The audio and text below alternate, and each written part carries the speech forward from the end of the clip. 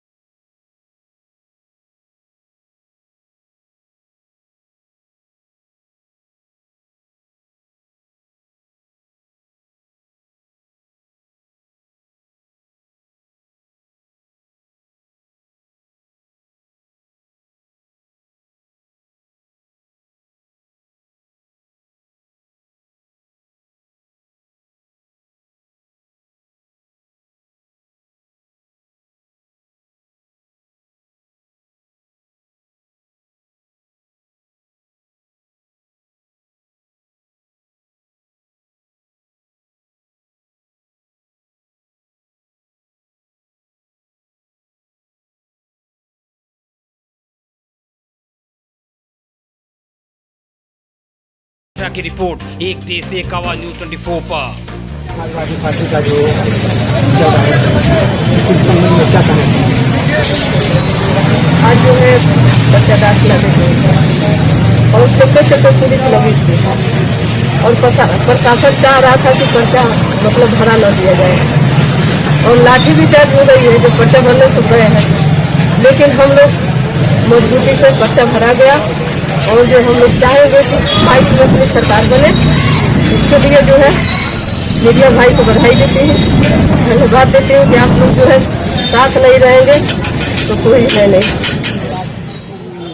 Samajwadi party का जो पर्चा चल रहा है इसके विषय में क्या कहना चाहिए? देवरिया सहित पूरे प्रदेश में समाजवादी पार्टी भारतीय जनता पार्टी के हर जुल्म ज्यादती का मुकाबला करने के लिए तैयार है।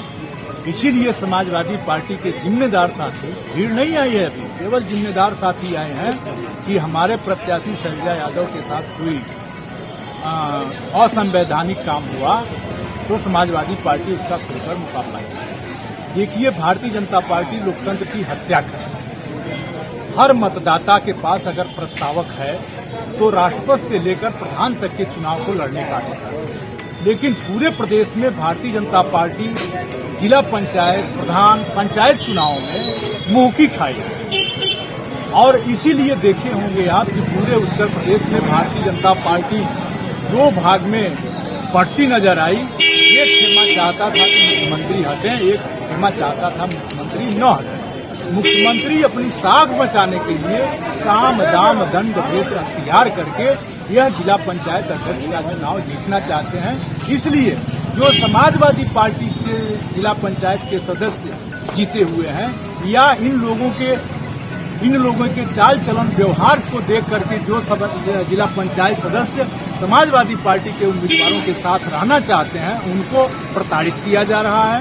साम दाम दंड भेद अख्तियार करके प्रताड़ना हो रही है। आप देखें, गोरखपुर में हमारे प्रत्याशी पर छापा पड़ा, देवरिया के प्रत्याशी के पेट्रोल पंप पर छापा पड़ा, देवरिया के प्रत्याशी खेत बेचने गए तो भी नहीं खेत बेचने दिया जा रहा था। या डीएम पहुंच गए, रात को उनको देवरिया के मकान पर या डीएम महिला पुलिस लेकर के यह कहने गए कि कल आप जुलूस नहीं निकालिएगा, जबकि यह केवल हमारे पार्टी के जिला अध्यक्ष को डीएम कह देते कि जुलूस नहीं निकलेगा। हम लोग जुलूस नहीं निकालते, हम लोग भी प्रोटोकॉल का कोविड प्रोटोकॉल का पालन करते। तो भारतीय जनता पार्टी आसन्न चुनाव हारता देख तरह तरह के हथकंडे अपना रहे हैं।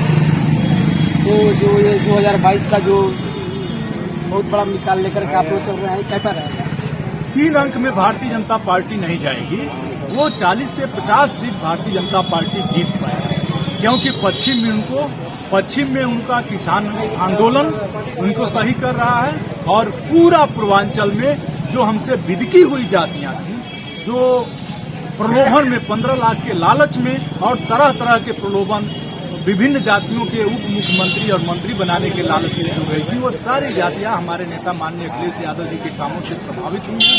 पूरा किसान, पूरा बेरोजगार, संपूर्ण महिलाएं, समाजवादी पेंशन पाने वाली 55,000 महिलाएं आज गांव में खुद कह रही हैं कि इन लोगों ने हमारा पेंशन काट दिया है। तो पेंशन काट दिया है, इसलिए हम समाजवादी पार्टी को वोट देंगे। तो आज छात्र, नौजवान, बेरोजगार, इनकी कानून व्यवस्था, आए दिन पत्रकार मारे जा रहे हैं, आए दिन हत्याएं व्यापारियों की हो रही हैं। तो व्यापारी सभी लोग समाजवादी पार्टी के साथ जुड़ रहे हैं। अब इन लोगों ने वोट खरीदने का एक दूसरा तरीका निकाला है। मैं आपसे कहना चाहता हूँ, जब समाजवादी पार्टी समाजवादी पेंशन दे रही थी 500 रुपया, वही 500 रुपया ये किसान पेंशन दे रहे हैं। समाजवादी पार्टी 25,000 रुपए का लैपटॉप दे रही थी, तब तो भारतीय जनता पार्टी के लोग घूम घूम के कहते थे अखिलेश जी अपने घर से दे रहे हैं। अगर मैं इनसे सवाल करता हूं कि आज ये किसान पेंशन, प्रधानमंत्री किसान पेंशन योजना का लाभ अगर 500 रुपया महीना प्रदेश के किसानों को दे रहे हैं, तो ये अपने प्लाट बेच रहे हैं क्या? वो गुजरात का प्लाट बेच रहे हैं, ये गोरखपुर का प्लाट बेच के दे रहे हैं क्या? अपने घर से दे रहे हैं? ये 2,000 रुपया दे रहे हैं, ये घर का प्लाट बेच के दे रहे हैं। तो जनता सब इनके तिकड़म को जान चुकी है। जो मजदूर है वो आज खाने को मोहताज है। आप प्रोटोकॉल कोविड काल देख लीजिए। कोविड काल में हॉस्पिटल में केवल उद्घाटन 5 बरस पहले गोद लिए गए थे। आज से 7 बरस पहले एमपी, भारतीय जनता पार्टी के एमपी और शासन के निर्देश को मानकर सभी दलों के एमपीओं ने गोद लेना शुरू किया।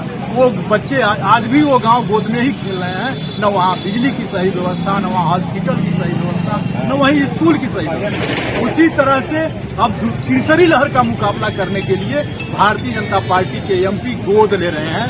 सीएससी, पीएससी हॉस्पिटल को गोद ले रहे हैं और केवल फीता काट रहे हैं।